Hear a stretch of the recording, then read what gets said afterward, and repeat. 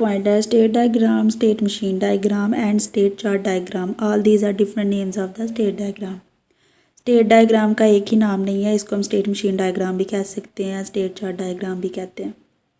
Next point है state diagram is a behavioural diagram. जो state diagram है वो बिहेवियरल डायग्राम है, वो सिस्टम का डायनामिक बिहेव शो करती है। और जैसे यूज़ केस डायग्राम है, सीक्वेंस डायग्राम है, एक्टिविटी डायग्राम है, ये सब बिहेवियरल डायग्राम है। बेसिकली स्टेट डायग्राम हम क्यों यूज़ करते हैं, हर इवेंट पे अपनी स्टेट चेंज करके कैसे रिस्पॉन्स करते हैं, इस चीज़ को डायग्रामेटिकली शो करने के लिए हम स्टेट डायग्राम यूज़ करते हैं। उसके बाद है state is a situation in the life and object. सबसे पहले ये देखते हैं कि स्टेट क्या होती है। जो स्टेट है वो किसी एक ऑब्जेक्ट की लाइफ में डिफरेंट किस्म की जो सिचुएशंस आ रही होती हैं, और उन सारी सिचुएशन में से किसी एक स्पेसिफिक सिचुएशन जिसके साथ वो डील कर रहा होता है, उस सिचुएशन को हम स्टेट कहते हैं। जैसे अगर हम अपनी एग्जांपल ले लें, हम भी एक ऑब्जेक्ट हैं और हम भी किसी क्लास को रिप्रेजेंट कर रहे हैं, और जिस क्लास को हम रिप्रेजेंट कर रहे हैं वो है पर्सन क्लास, और पर्सन क्लास है वो, और हमारी लाइफ में भी डिफरेंट किस्म की सिचुएशंस आ रही होती हैं। और जैसे अगर हम सो रहे हैं तो जिस वक्त हम जिस सिचुएशन के साथ उस वक्त डील कर रहे हैं वो हमारी स्लीपिंग स्टेट होगी, उस वक्त जो हमारी स्टेट होगी वो स्लीपिंग होगी। अगर हम कोई काम कर रहे हैं तो उस वक्त हम वर्किंग स्टेट में हैं, क्योंकि जो हम सिचुएशन के साथ डील कर रहे हैं वो वर्किंग है। इसमें ऑब्जेक्ट ये भी बता दूँ कि ऑब्जेक्ट क्या होता है। जैसे ऊप में है ऑब्जेक्ट ओरिएंटेड प्रोग्रामिंग में एक कंसेप्ट है क्लासेस का, तो क्लास क्रिएट करते हैं, उस क्लास में उसके एट्रीब्यूट्स आ जाते हैं सारे, फिर मेन में जो क्लास होती है उसका ऑब्जेक्ट क्रिएट करके उस क्लास के जो एट्रीब्यूट होते हैं उनको एक्सेस करते हैं। जैसे अगर हम स्टूडेंट की क्लास क्रिएट कर रहे हैं तो स्टूडेंट की क्लास में जो उसके एट्रीब्यूट होंगे, उसका नेम होगा, उसकी एज होगी, उसका जेंडर, उसका रोल नंबर, तो फिर हम जो उसका ऑब्जेक्ट क्रिएट करेंगे मेन में, उसके थ्रू हम उस जो स्टूडेंट की क्लास है उसके सारे एट्रीब्यूट को एक्सेस करते हैं। नेक्स्ट पॉइंट है this diagram shows how an object respond to various event by changing its state. इसमें ये कि जो स्टेट डायग्राम है ये क्या शो करती है, स्टेट डायग्राम ये शो करती है कि जो एक ऑब्जेक्ट है वो अपनी लाइफ में आने वाली डिफरेंट जो स्टेट को बदल बदल के कैसे रिस्पॉन्ड कर रहा होता है, मतलब उसकी लाइफ में जितनी भी सिचुएशंस आ रही होती हैं वो उनको चेंज करके तो वो कैसे रिस्पॉन्ड करता है। नेक्स्ट है this diagram is use to show the dynamic behaviour of the system.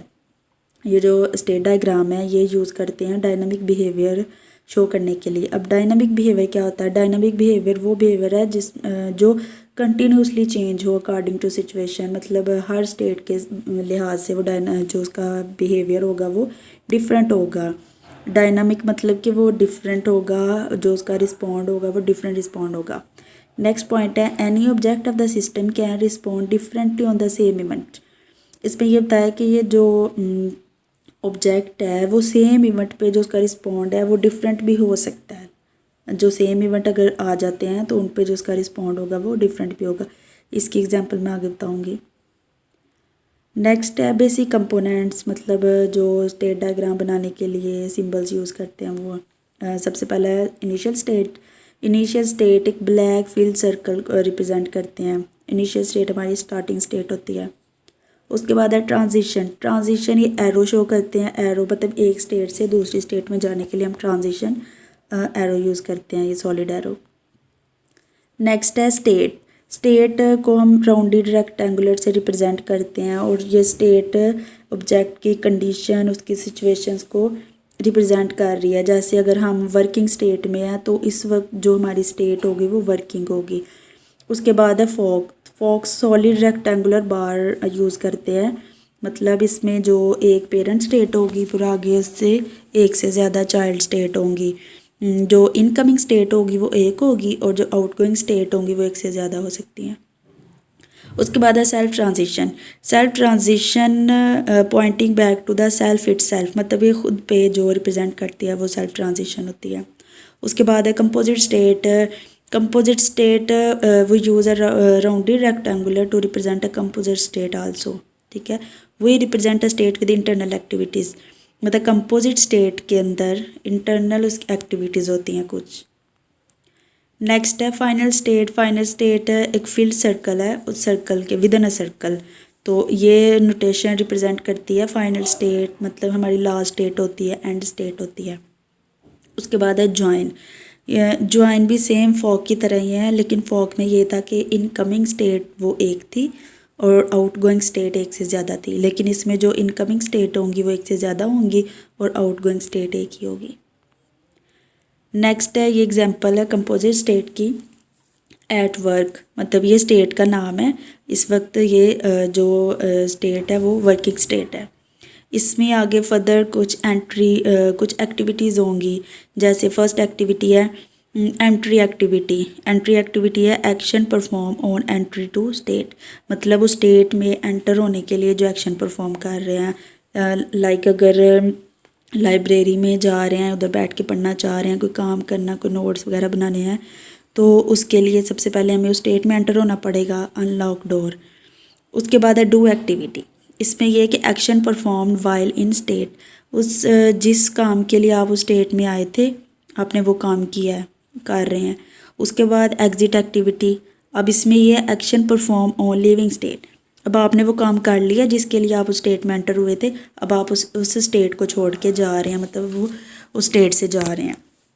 उसके बाद है डेफरेबल ट्रिगर। डेफरेबल ट्रिगर ऐसे इवेंट होते हैं या जिनको हम परफॉर्म तो करते हैं, लेकिन इनको परफॉर्म करने के लिए जिस स्टेट में होते हैं उस स्टेट को छोड़ के जाना नहीं पड़ता, उसी स्टेट में रहते हुए जिस इवेंट को परफॉर्म करें वो डेफरेबल ट्रिगर होते हैं। जैसे अब इसमें टेलीफोन रिंग है, तो अगर टेलीफोन रिंग हुआ है तो लाजमी नहीं है कि आप पूरी की पूरी स्टेट को ही चेंज कर दें। ये भी हो सकता है कि टेलीफोन रिंग किया, आपने पिक नहीं किया, एक पॉसिबिलिटी ये हो सकती है। दूसरी ये है कि आपने टेलीफोन रिंग हुआ है, आपने पिक भी किया है, लेकिन साथ साथ आप जो नोट्स बना रहे हैं आप वो भी काम कर रहे हैं, और साथ आप टेलीफोन रिंग जो हुई है उसको भी रिसीव किया हुआ है। इसका मतलब है कि आपने उस स्टेट में रहते हुए जो एक्शन परफॉर्म किया है उसको स्टेट को छोड़ के जाना नहीं पड़ा, तो ये वो डेफरेबल ट्रिगर है। नेक्स्ट एग्जांपल है ऑर्डर की। जैसे अभी इनिशियल स्टेट है ऑर्डर रिसीव हुआ है, तो अभी जो स्टेट है वो अनप्रोसेस ऑर्डर है कि अभी ऑर्डर पे प्रोसेस नहीं हुआ। अब यहाँ पे फोक जो कंपोनेंट है वो यूज़ किया गया है। अनप्रोसेस ऑर्डर ये थी इनकमिंग स्टेट थी, आगे इसकी दो आउटगोइंग स्टेट हैं, एक रिजेक्टेड ऑर्डर है और एक एक्सेप्टेड ऑर्डर है। अगर तो ऑर्डर रिजेक्ट हो जाता है तो वो डायरेक्ट फाइनल स्टेट में चला जाएगा, रिजेक्ट ऑर्डर की स्टेट से फाइनल स्टेट में। अगर ऑर्डर एक्सेप्ट हुआ है तो वो एक्सेप्टेड ऑर्डर की स्टेट में आ जाएगा। फिर उसके बाद उसकी दो आगे स्टेट है फर्दर, एक पेंडिंग ऑर्डर है और एक फुलफिल ऑर्डर है। पेंडिंग ऑर्डर में वो तब जाएगा जब जो आइटम है वो अवेलेबल नहीं है सारे, तो तब वो पेंडिंग ऑर्डर में जाएगा। अगर ऑर्डर सारे फुलफिल हैं, सारे आइटम अवेलेबल हैं, तो वो फुलफिल ऑर्डर की स्टेट में जाएगा। अगर वो पेंडिंग ऑर्डर की स्टेट में जा रहा है तो पेंडिंग ऑर्डर से वो फुलफिल ऑर्डर है, देन वो फाइनल स्टेट में है। अगर वो एक्सेप्टेड ऑर्डर से फुलफिल ऑर्डर की स्टेट में जा रहा है तो फिर वो फुलफिल ऑर्डर कंप्लीट हो गया, फिर वो फाइनल स्टेट में चला जाएगा। उसके बाद है एटीएम की एग्जांपल, जो फर्स्ट स्लाइड में लास्ट वाला पॉइंट था कि जो अगर सेम इवेंट पे एक्शन डिफरेंट हो सकता है। अब यहाँ पे suppose you access the object to withdraw amount to your account, जो विदड्रॉ का ऑब्जेक्ट है उसको एक्सेस करके हम अकाउंट से अमाउंट विदड्रॉ करवा रहे हैं। तो हमारे अकाउंट में 10,000 अमाउंट है, तो जब हम फर्स्ट टाइम ऑब्जेक्ट को एक्सेस करते हुए विदड्रॉ करवा रहे हैं वो 5,000 अमाउंट है। जब हम सेकंड टाइम ऑब्जेक्ट को एक्सेस करके विदड्रॉ करवा रहे हैं वो 4,000 है। अब जो ऑब्जेक्ट का जैसे इस पॉइंट में लिखा हुआ है, the object is behaving in same manner in first and second action. इसमें यह कि जो ऑब्जेक्ट का बिहेव है वो जो रिस्पॉन्ड करेगा वो सेम है दोनों एक्शन में, फर्स्ट वाले में भी और सेकंड वाले में भी। इवेंट भी सेम था और जो सिस्टम का बिहेवियर था वो भी सेम था। अब उसके बाद है on third access you withdraw 3,000 will it act the same way as it behave in the first and second access. इसमें यह है कि जब पहली दो दफ़ा हमने सेम इवेंट परफॉर्म किया, हमें जो बिहेव था वो भी सेम ही था, लेकिन थर्ड टाइम जब हमने इवेंट सेम ही था, मतलब विदड्रॉ ही करवा रहे हैं 3,000, लेकिन जो उसका रिएक्शन है, जो उसका रिस्पॉन्ड है वो डायनामिक है, डिफरेंट है। जैसे अब हमारे जो रिमेनिंग बैलेंस था वो 1000 रह गया था, क्योंकि 9000 हमने विड्रॉ करवा लिया था। अब हम 3000 करवा रहे हैं, तो 3000 के हमें एक्सेस नहीं है, तो इसलिए इस वजह से जो सिस्टम का बिहेवियर था वो डायनामिक था। मतलब इवेंट तीनों ही सेम थे, तीनों में ही हम विड्रॉ करवा रहे हैं, लेकिन एक्शन अब डिफरेंट हो गया, डायनामिक हो गया। नेक्स्ट एग्जांपल है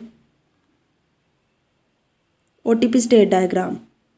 इसमें OTP एक OTP नंबर होता है किसी भी व्हाट्सएप, जैसे किसी भी कोई अकाउंट या रजिस्टर्ड होने के लिए वो यूज़र की वेरिफिकेशन करते हैं, जैसे व्हाट्सएप है, इंस्टाग्राम है, ट्विटर है।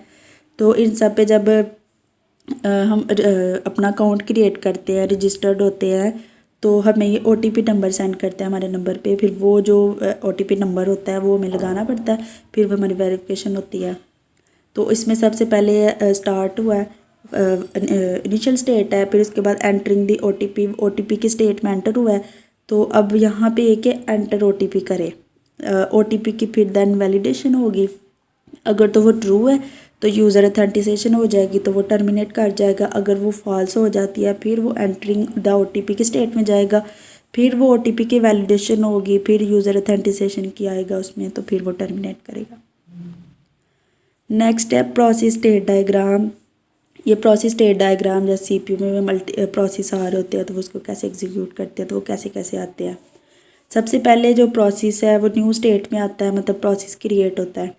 फिर प्रोसेस न्यू स्टेट से रेडी स्टेट में जाता है, फिर रेडी से वो रनिंग स्टेट में जाता है।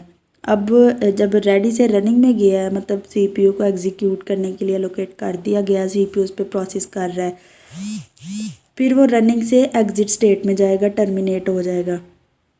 अगर रनिंग स्टेट में रहते हुए ही अगर इंटरप्ट आ गया कोई, तो फिर जो CPU है जो करंट प्रोसेस कर रहा है उसको स्किप करके रेडी स्टेट में भेज देगा, तो फिर वो उस इंटरप्ट को पहले देखेगा। बेसिकली जो इंटरप्ट है वो कोई सिग्नल्स हैं, अलर्ट मैसेज शो करते हैं, जैसे कोई हमने एक्सटर्नल डिवाइस कनेक्ट कर दिया है, USB वगैरह हम लैपटॉप या कंप्यूटर से कनेक्ट करते हैं, तो वो जो मैसेज शो करवाएगा वो इंटरप्ट होगा। तो CPU जो करंट एक्टिविटी कर रहा होगा उसको स्किप करके पहले उस इंटरप्ट को देखेगा, फिर वो रेडी से फिर रनिंग में आएगा, फिर टर्मिनेट होगा। अगर रनिंग स्टेट में है, उसे कोई IO कोई इनपुट चाहिए, फिर वो वेटिंग स्टेट में जाएगा। वेटिंग स्टेट में वो IO इवेंट के लिए वेट करेगा, फिर वो रेडी में जाएगा IO इवेंट की कंप्लीशन के बाद, फिर रेडी से रनिंग में जाएगा, तो फिर रनिंग से टर्मिनेट स्टेट में चला जाएगा।